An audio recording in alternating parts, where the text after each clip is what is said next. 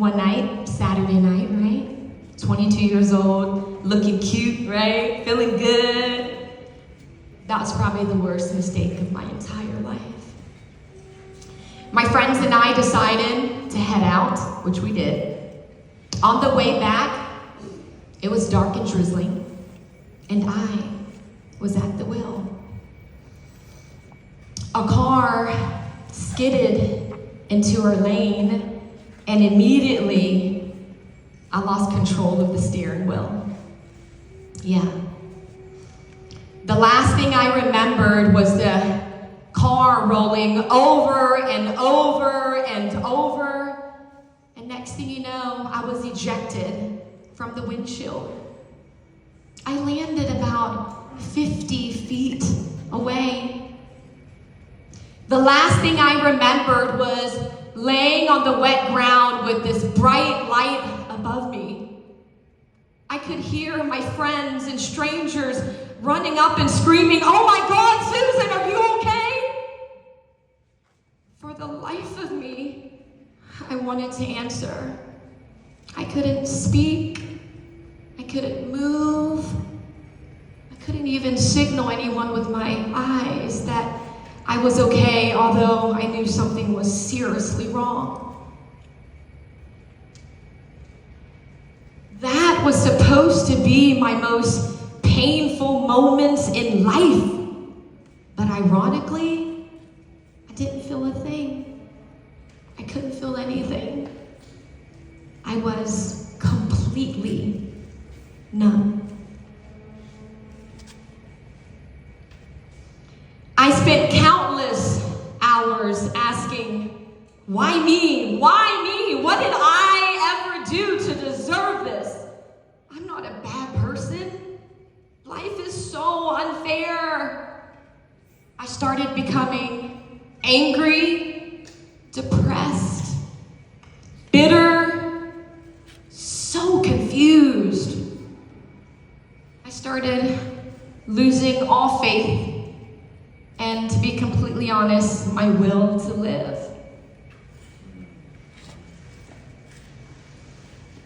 Bottling up that level of pain is a recipe for a Molotov cocktail, which, by the way, is a homemade hand grenade used in World War II. And you know what happens when you suppress your feelings? You don't want to talk about it. You hold it in. One small thing goes wrong, and it impacts your day in a way you weren't expecting, and boom, everything, it goes up in smoke. I experienced that firsthand. I was so ashamed of myself. Those feelings that I was afraid to talk about landed me behind bars. True story. I was thinking to myself, oh my gosh, first I lose my arm, now potentially I'm gonna lose my freedom. My future looked dark and grim. I became more depressed, confused. Every negative emotion you can think of, I was feeling it.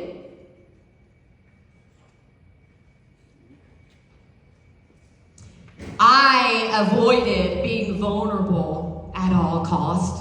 Not me, I don't want to show my feelings, because I thought that being vulnerable made you appear weak, right? Yeah, I didn't want to look weak, but I was completely wrong. Being vulnerable is your greatest strength. Vulnerability fosters good emotional and mental health. Vulnerability allows you to work through your emotions easier than pushing them away. Being vulnerable with someone allows them to be vulnerable with you, and that creates the most deepest and beautiful connections you can ever imagine. Revealing is healing.